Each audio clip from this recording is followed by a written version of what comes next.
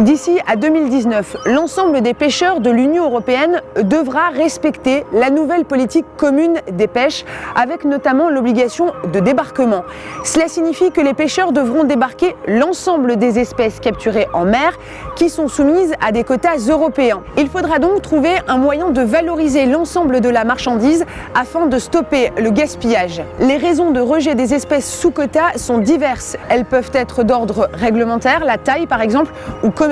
Certaines espèces ne trouvent pas leur place sur le marché. Concrètement, pour le consommateur, cela signifie que toutes les espèces pêchées seront valorisées. Pour le reste de la marchandise, jusqu'ici rejetée en mer, elle devra trouver sa place dans d'autres filières, l'alimentation animale par exemple, ou la cosmétique. Pour l'instant, l'obligation de débarquement est en phase d'expérimentation sur des chalutiers de Boulogne-sur-Mer afin d'optimiser sa mise en place dans les prochaines années.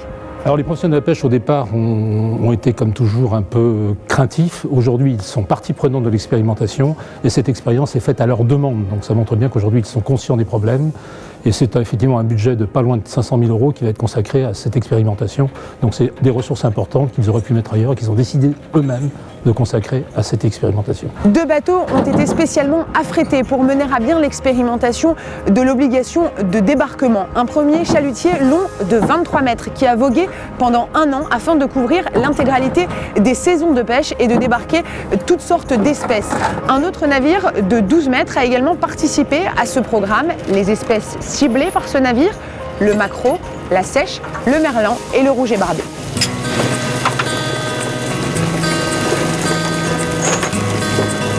À bord des 2 chalutiers expérimentaux, nous avons réalisé une opération de pêche sur 3 en condition d'obligation de débarquement.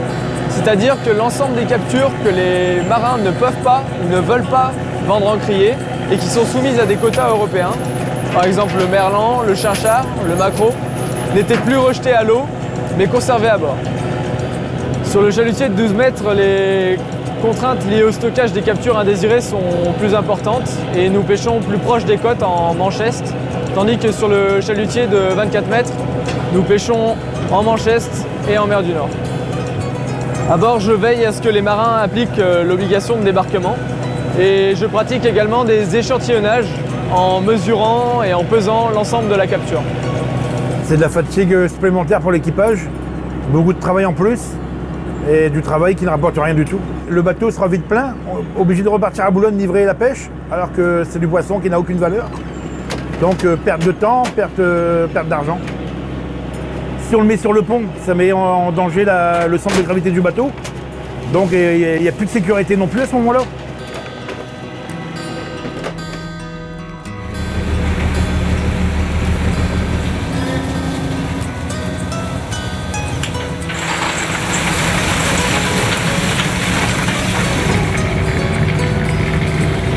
Donc dans ce trait-là, on aura principalement donc, du chinchard et de la pliche. Mais selon les saisons, selon les espèces ciblées et selon les zones de pêche, un bateau comme ça peut avoir des taux de rejet qui varient entre 7% et 30%.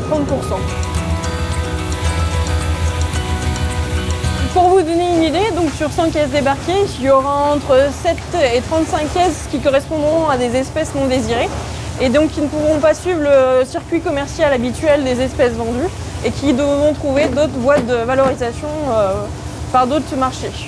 Il faut compter environ 3/4 d'heure en plus de travail par coup de chalut. Donc on peut estimer à 7 coups de chalut tous les 24 heures. Donc 7 fois 45 minutes en plus dans une journée de travail. L'intérêt du pêcheur est de ramener le moins de rejet possible. Et comment ramener le moins de rejet possible? Il n'y a que sur la sélectivité qu'on peut jouer. Mais la sélectivité a ses limites. Et là, depuis 1 an que l'on teste différentes mailles, etc., on n'a toujours pas trouvé le bon matériel adéquat. Ça va nous coûter énormément d'argent. Après, il y aura l'augmentation de consommation de carburant parce qu'il faut faire des allers-retours au port pour vider la cale. C'est déjà un métier très difficile où on travaille entre 16 et 18 heures par jour. Le jour où il y aura le règlement en place, les gens fuiront le métier. Donc systématiquement, il y aura moins de bateaux, moins d'apport de poissons. Et qui dit moins d'apport, dit un poisson plus cher.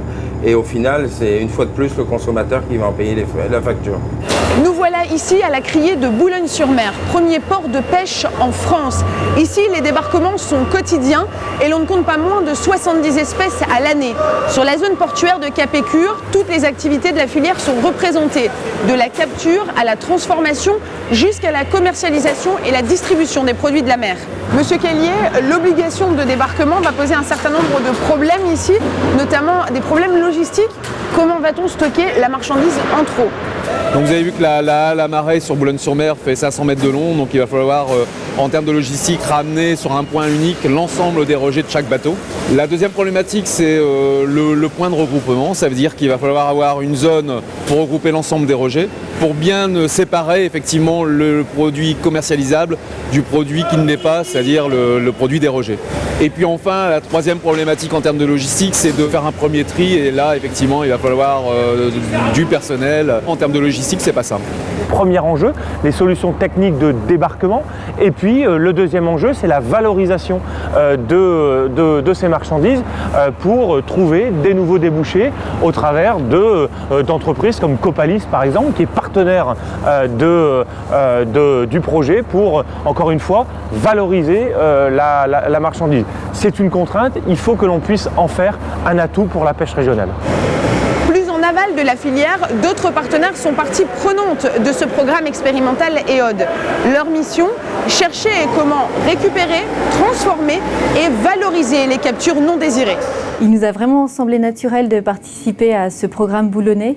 En collaboration avec la plateforme d'innovation Nouvelle Vague, on a mis à disposition notre savoir-faire pour trouver des voies de valorisation à ces rejets. Parmi les espèces les plus rejetées, on peut citer donc le chinchard, le merlan. Et par exemple, dans le merlan, dans la peau du merlan, on a extrait du collagène, donc, qui est cette poudre blanche, qui est utilisée dans des applications compléments alimentaires ou sous forme de solutions buvables, et notamment par rapport aux propriétés antirides. On a vu que les possibilités étaient nombreuses pour donner une nouvelle vie à ces produits. On a vraiment essayé de tester toutes les pistes de valorisation, même pour la consommation humaine directe. Donc voilà ce que l'on peut essayer de valoriser de ces sous-tailles en merlan. Une jolie chair de poisson qui peut très bien être utilisée tant en agroalimentaire, en industrie pour fabriquer des terrines, des rillettes et ce type de produits élaborés, mais aussi pour pouvoir extraire des composés spécifiques pour les marchés des cosmétiques par exemple. Donc là on est sur du hareng qui a été mis à mariner pour essayer de mettre en place un IOCMAM. Reste à avoir une réglementation européenne beaucoup plus fine et précise qui permette justement de valoriser au maximum ces débarques pendant les 6 à 7 années à venir.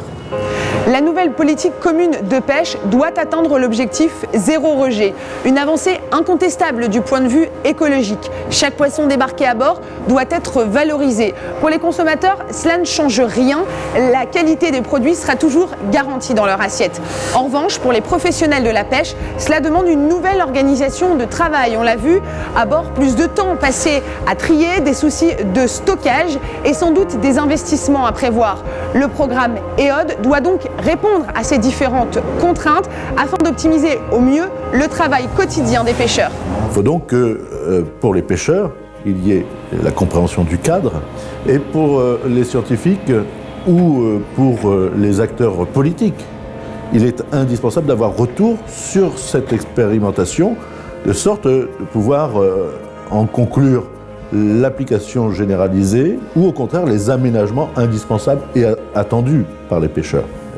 Le consommateur est dans l'exigence du bien consommer, du bien manger, mais du bien produire ou du bien pêcher. Donc je crois beaucoup à l'opposabilité de la labellisation. La labellisation des pêches est une garantie donnée au consommateur que par sa consommation, non seulement il soutient des démarches vertueuses, mais en plus, il ne porte pas atteinte à l'écosystème et donne des perspectives tant économiques que écologiques.